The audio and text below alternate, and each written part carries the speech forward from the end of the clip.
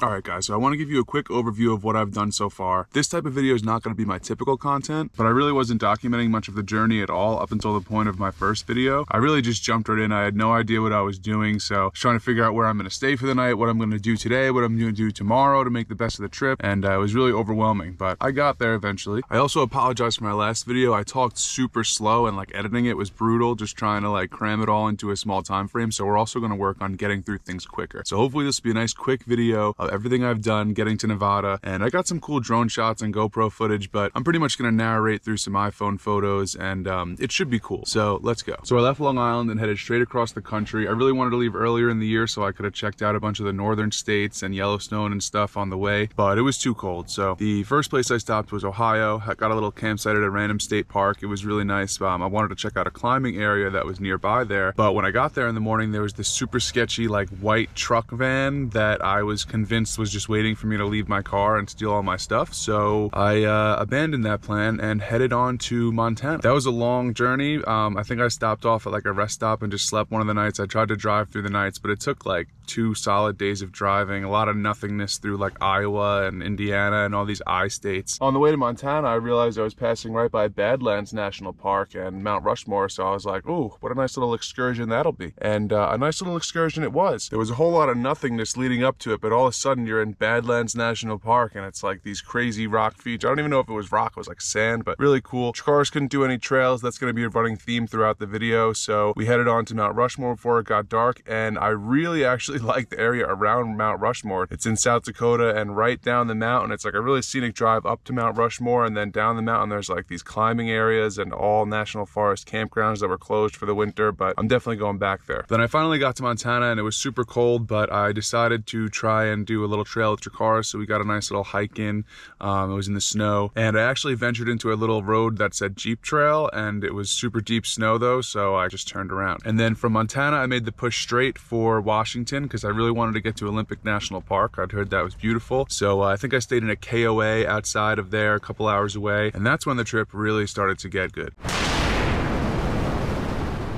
So there's this scenic byway all around Olympic National Forest and Park, really confusing. They're like intertwined. Some parts are national forest, some parts are national park. So me and Jakar stopped at a couple spots and got out for the views, got some cool pictures, and then I finally found one of these Forest Service roads that I hear so much about. So I'm like, all right, let's venture down there. And I'm driving along, I see these guys in like a white van. I'm like, all right, this is cool. You know, everything looks really nice. It's like beautiful views. And then it happens. I see my first bear, and I was in the car, so I was like, oh, he's just like, you know, jumping across the road, like whatever. I kept going, and then I got a little ways down and I was like, all right, let's get out and check out the views. There was like a river nearby. I wanted to check it out, and I came around the corner with Jakaris, and I swear I think I saw a second bear. Maybe it was the same one, but I was not prepared. I didn't have bear spray or anything. They're black bears, and the first one ran away pretty quickly, but I just like slowly backed away and just went back to the car, and I was like, all right, that's enough of that. So yeah, the bears really freaked me out. That was the closest I've ever been to a bear. Pretty crazy experience, and what your instincts are telling you to do. So it was getting dark, and I still wanted to try and check out a couple more spots before I found out where I was going to sleep for the night. So I headed on out of there, past the 2 guys in the white van again. I was like, all right, cool, they're chilling. And then I'm driving on out of there, and I see a tree blocking the way, and it must have fallen across the road in the past like 20 minutes. I was only in there for a second, so I'm like, awesome, my first time going on a Forest Service road in a national forest,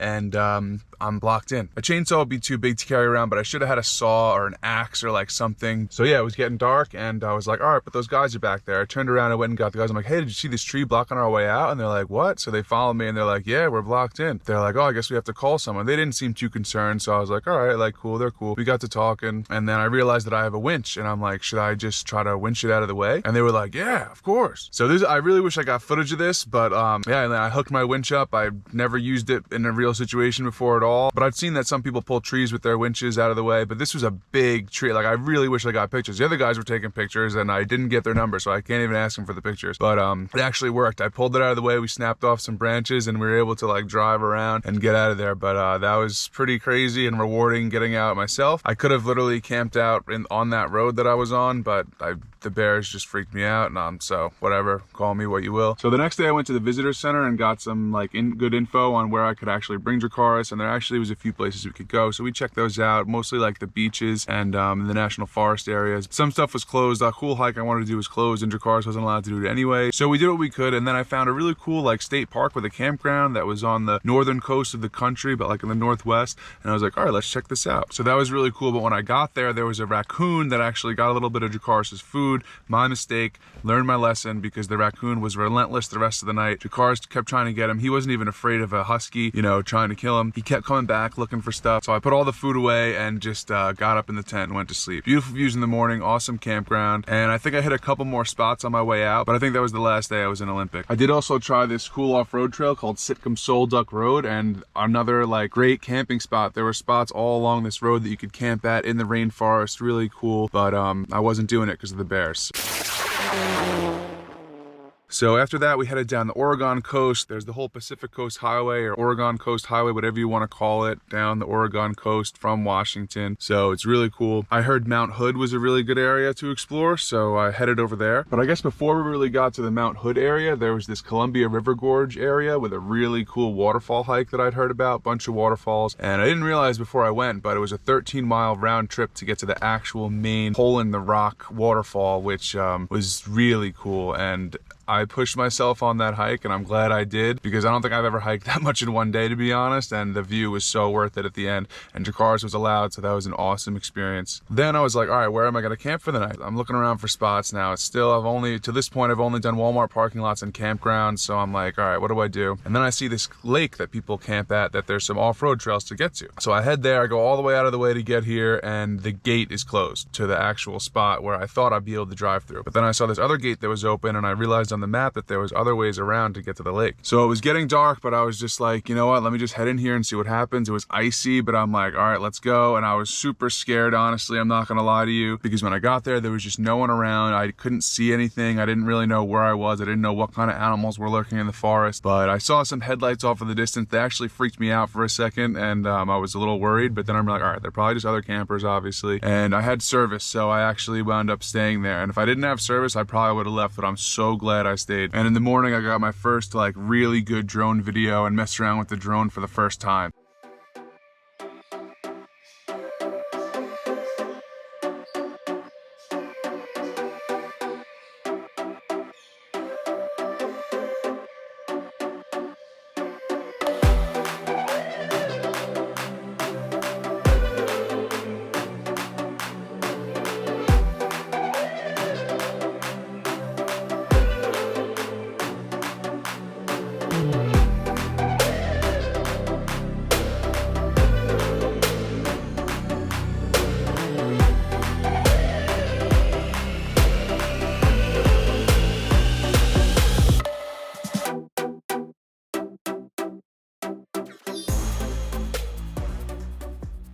And then the drone video inspired me to get a little GoPro video on the Jeep on the way out of there, so I did that.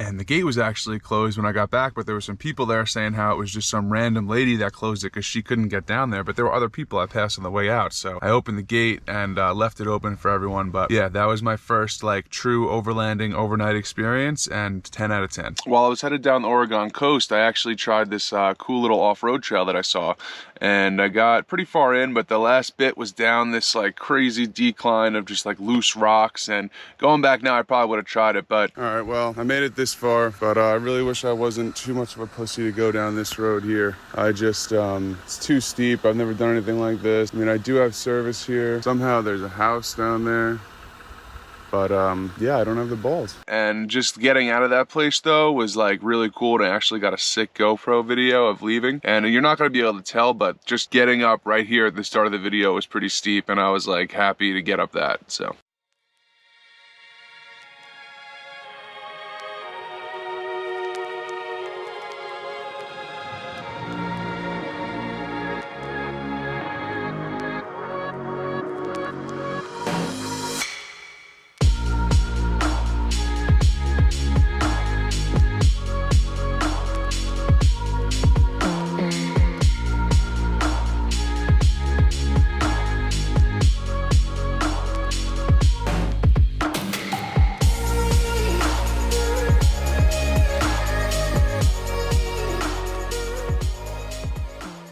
This trail definitely helped me build some confidence though, I do have to say. And it's another awesome camp spot. Like when I'm back then on the Oregon coast, I know exactly where I'm going. And unfortunately, that's all I could really do in Oregon. It was really icy. I did try another waterfall trail, but it was super muddy and going uphill, and I just didn't feel like slipping. I was already slipping and sliding all over the place, and I had some good boots. So it was time to finally move on to California, which has been a goal of mine for so long, you have no idea. I planned on hitting most of the national parks in California and visiting my two friends, one in San Francisco and one in LA. So this is where things got really good. So naturally, the first California national park was going to be the Redwoods National Park, which is also a little confusing. You have all these different Redwoods state parks, and then the whole thing is the Redwood National Park. So there's a bunch of cool campgrounds at the state parks, and then you have like all these beaches that actually Jacars could go on. There was some roads that Jacars could go on too that I got recommended. Massive trees, like I couldn't even believe it. And there were these trees that had like literally houses carved out of the bottom. Like you gotta wonder if people used to like live in these trees. But yeah, Redwood National Park, highly recommend. Amazing. Look at all these amazing pictures I got. I mean, really cool. And from Redwoods, it made sense to just go down the coast to San Francisco, where my friend Austin lives. Shout out to Austin and Erica for letting me stay at their place for a couple days and inviting Jakaris in and not caring that he was a crazy man. I got a good shower there, so that was nice. And Austin showed me around a little San Francisco, and I've always wanted to go there, so that was really cool.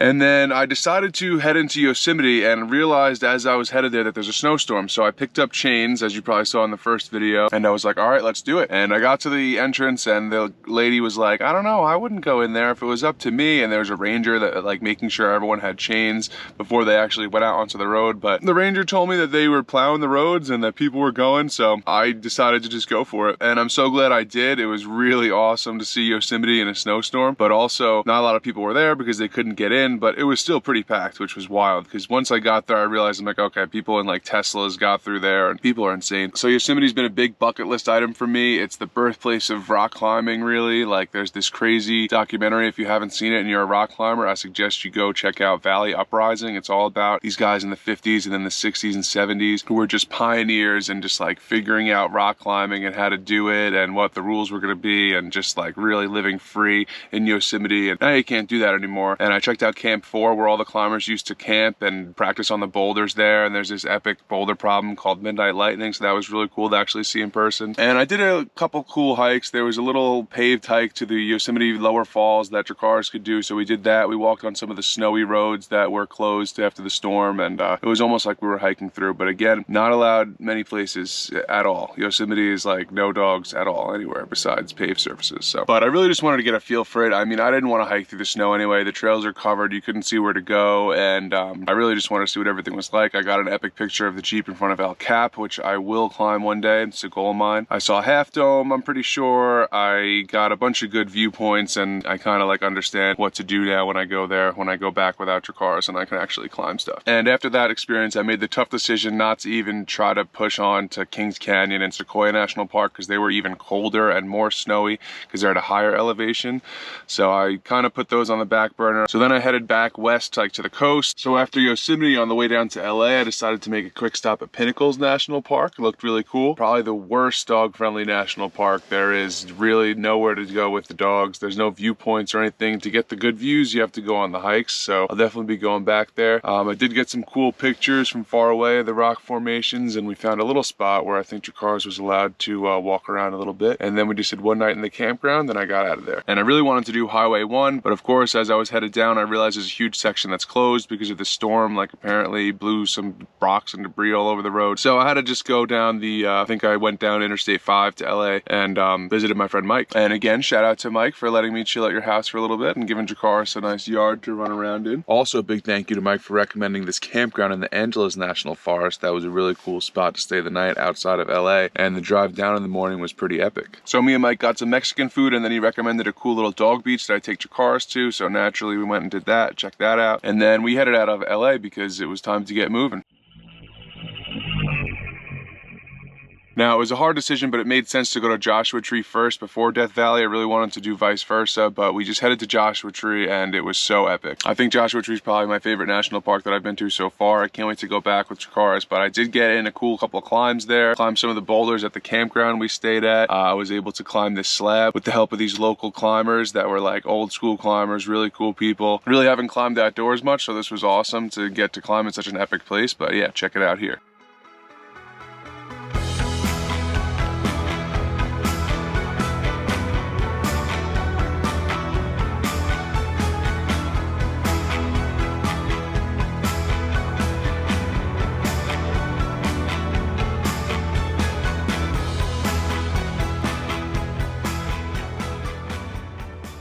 But yeah, there's a campground in Joshua Tree called Ryan Campground, which is my name, so naturally I had to stay there for like 3 nights. Literally the best place to camp because you can just climb on the boulders, and then there's like roots over there, there's roots over there, just like all these cool climbing spots within this campground. Yeah, Joshua Tree is awesome. But again, Chikaris wasn't really allowed anywhere besides the campground, so I couldn't do any of the hikes. I couldn't check out any of the like really cool bouldering areas. So now I have a better feel for when I can go back there and leave Chikaris at home for a little bit.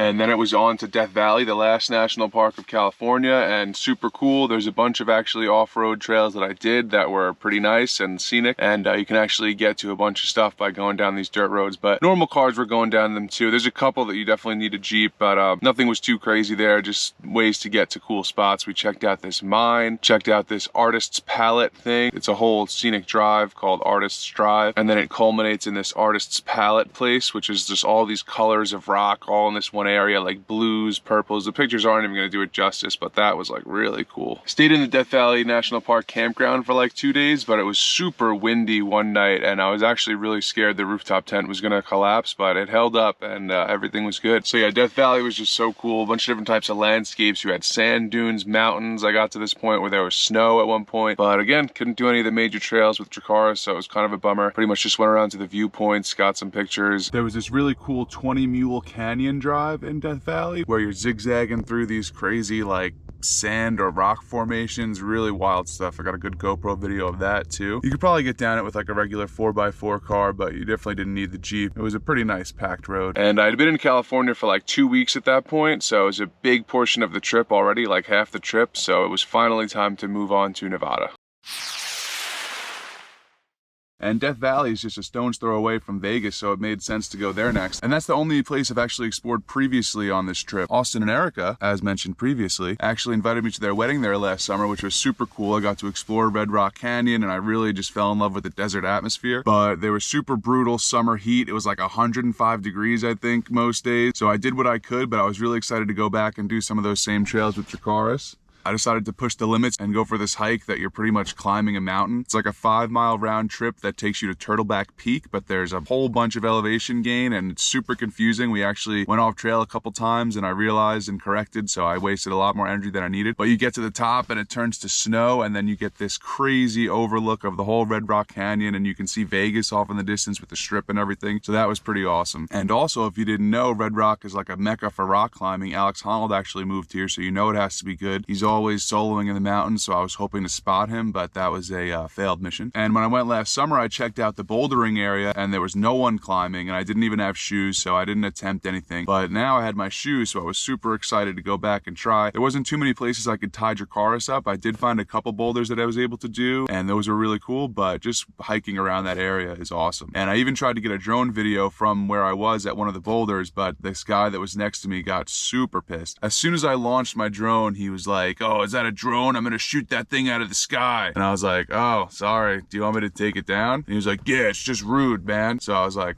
"Oh, all right." So when I got back to the car, I just got my drone video so he couldn't say anything, and I hope it flew right over his head. From my experience, the rock climbing community is much more chill than that, but I guess Vegas has some weirdos. And then after staying at the Red Rock campground for a couple days, I finally realized there was this off-the-grid spot like I planned on staying at this entire trip, like 20 minutes outside of Vegas. So I checked that out, and that's the location you saw in the first video. And this was the point in my trip where I think I fully evolved into an overlander. I realized how much better this spot was than all the campground campgrounds I stayed at. So I stayed here for a couple days, recorded that video, and just really took in the views. There was a little bit of an off-camber like hill to get up to this spot, but I felt confident enough in the Jeep to get up it, and there was no other people there the entire time I was there, so really epic spot. But yeah, thanks once again for sitting through a 20-minute video. I didn't think it was going to be this long, but here we are. And from here on out, I'm going to be posting the actual adventure style videos that I planned on posting when I made this channel. So we went to Valley of Fire for a couple days from here, and then I really took it to another level with the off-road exploration. But yeah, that is everything I did up to the point of my first video, so I'll see you guys in the next one.